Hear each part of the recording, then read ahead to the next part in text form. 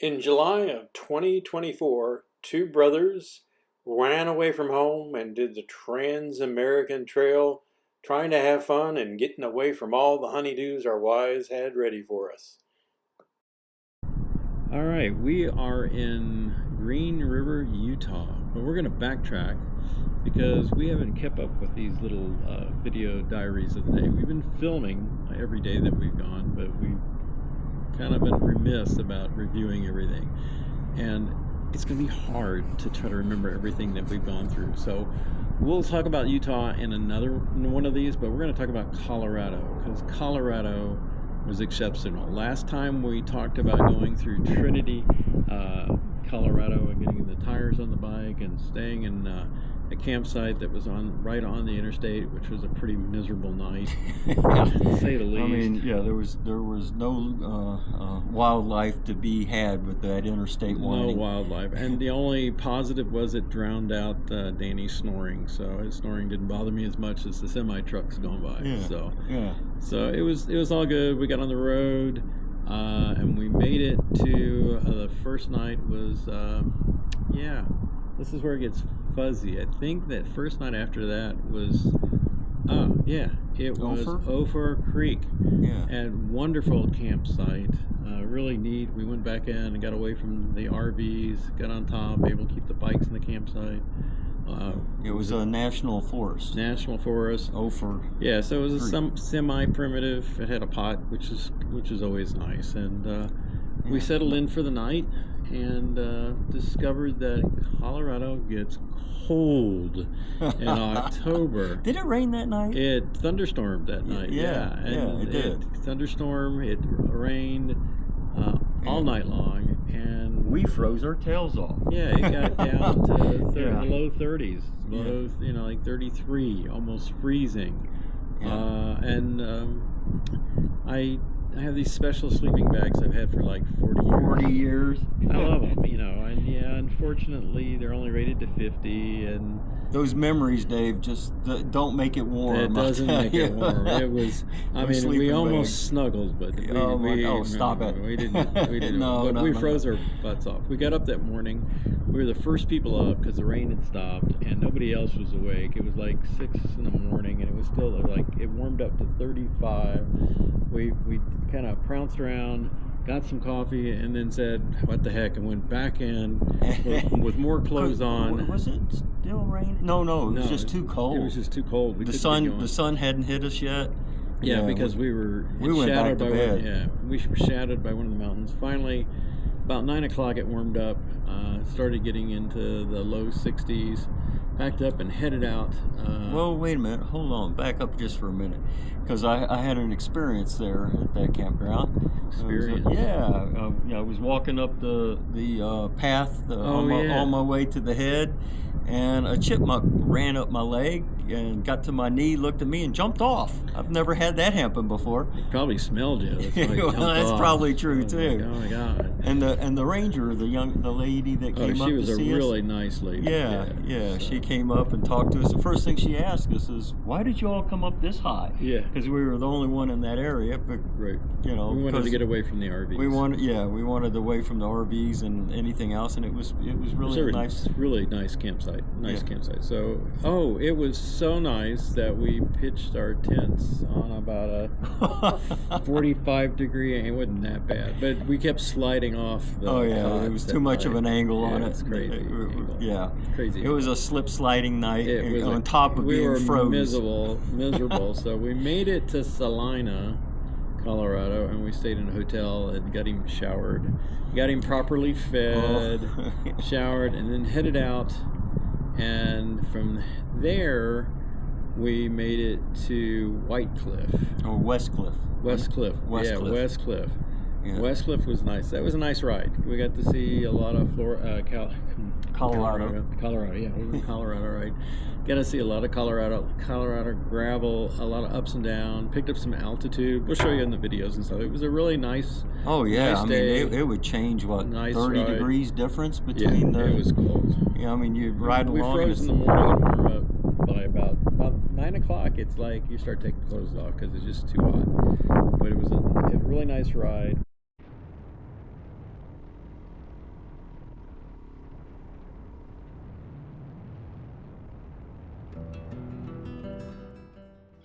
By this time in the trip, we've pretty much got our systems down. We're up in the morning, although we were freezing our butts off this morning. We grab some coffee, and usually have our infamous Cliff Bars, and then we're on the road headed to our next destination. The thing about Colorado, it's pretty amazing. I mean, it's kind of flat. You can see where you're going the initial part. We're starting to gain some altitude, but we're dealing with the Colorado gravel. And in places it's perfect, it's great, and other times it's thick and it moves around on you. It's kind of like the sand, but a little rougher on the knees if you happen to go down. But it's just a matter of staying alert, not getting overtired, and the views are spectacular. So we're really enjoying this part of the trip.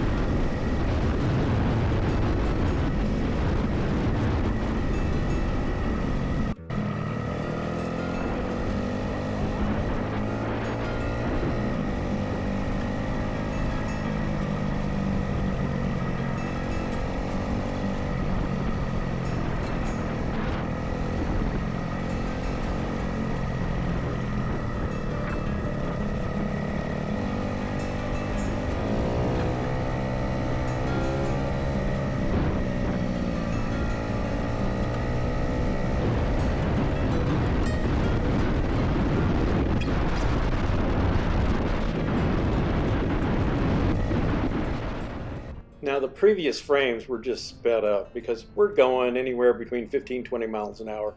Even though with the rapid setup on the video, it looks like we're going faster. But nothing's happening except every now and then we get to see some cows. That becomes the exciting part of the trip when we actually see something. Nobody's crashing, we're not dumping bikes, we're having a really good time. We stop whenever we need a little break, or my brother's little tiny bladder tells him he needs to take a little stop. But it's just a matter of constant roads until we get to these areas that, well, it's the infamous turnaround. We haven't had to do any turnarounds until, well, we did one yesterday to get to the campsite. But this one was a little tricky turnaround because it was a little slick back up in there. But we got turned around and just started heading on down the trail. As we pop around the corner, the road changes a little bit, different kind of gravel. It was packed pretty tight on the sides. And you can see in the center it's kind of loose. But now we get some more excitement. We got to see some other riders. They weren't that friendly. I mean, they didn't even give us, you know, the sign, but they nodded a little bit. It's always nice to see another rider as we're going. But we were really having a good time. You can see we're starting to get up into a little bit more altitude as we go up in here, because you see the aspens. And that was a nice thing to see, because we know that we're starting to gain some altitude and a little bit change in scenery, so it was pretty cool because it gets really exciting.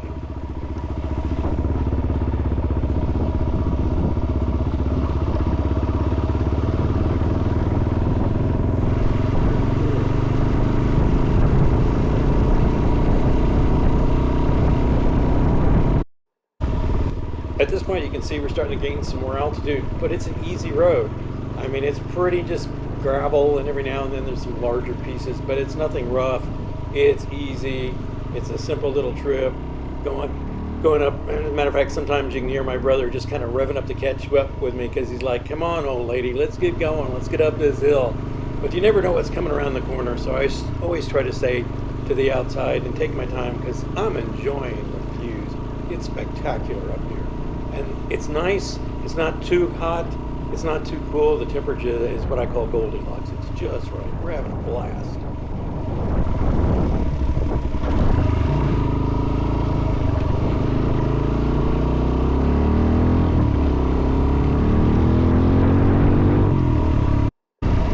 At this point, it's pretty much classic. We come to an intersection. We tend to see people camping in these kind of areas, but it's like, okay, which way do we go? Because a lot of times the GPS is a little confusing when all the roads kind of coalesce in this area. And at this point, we've gotten rid of the roll chart.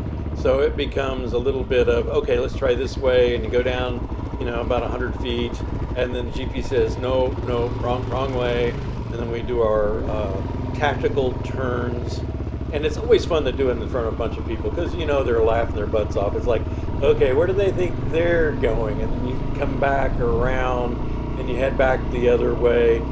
These guys in Colorado are actually pretty nice. When we were doing that kind of stuff in West Virginia with the old farmers, you could just see them hooting and holler at us because I think we were at a 4-way intersection, and it was the last intersection we picked, which was the right way. And they actually cheered us on as we took off, because they thought we were crazy riding these bikes with all this gear and stuff on the back of the bikes. But the people in Colorado were pretty understanding, pretty laid back. So now we finally figure out which way to go, and then we're off and running.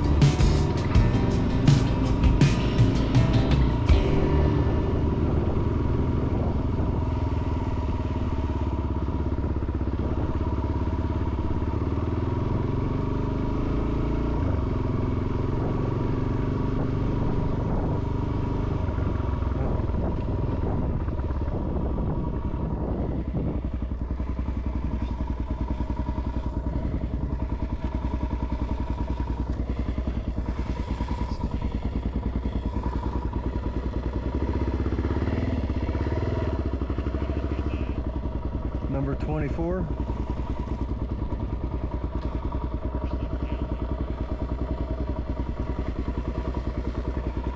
Got the restrooms right there.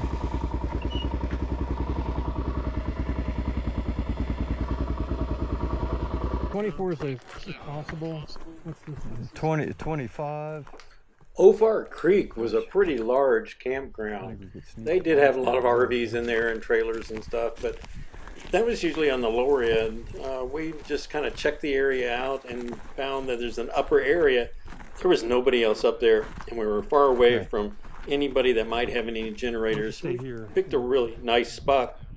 The problem was it was back in a little bit, so we sort of rode our bikes in down the trail and offloaded. At this point, it's been a pretty long day. Poor Dan. I only gave him the breakfast at the Cliff Bar, and we didn't find any place for lunch, so what we just did is we had our typical beef jerky and our trail mix. So I fed him that, and he was looking forward to dinner. I can't say he was really looking forward to our freeze-dried dinner we were going to have that night. I think it was something like chicken and rice. I can't quite remember. All of them were quite edgy, I guess you could say. But we found a really nice campground. It was supposed to be fairly flat. At least we originally thought it looked kind of flat. But as we found as the night wore on, that we were at a pretty significant angle, and we kept slip sliding down the hill. And then compounded by the fact that, well, goodness, we had a thunderstorm, and a thunderstorm in the mountains is something to behold. Nothing quite as dramatic as the Florida thunderstorms, but it was pretty amazing, especially when it started like sleeting a little bit and the temperature dropped. We got a little nippy with my 50-degree sleeping bags, but it's a night that we could remember. At this point, we still had just our Florida clothes, so we didn't have a lot of heavy clothes at this point. I mean, we're going to be meeting up with the girls in Silverton, and they're going to bring us some warmer clothes, thank goodness. But you'll get an idea of us setting up the tent, and it was, and you also get an idea of the slope of the area. We must have been really tired to set up in this area. That's all I can say. And as I hope you enjoy watching two old men fart around with setting up a tent, and of course I sped it up just so you won't, have to suffer too much. But it was a really, really good day. We enjoyed the day, had a lot of fun.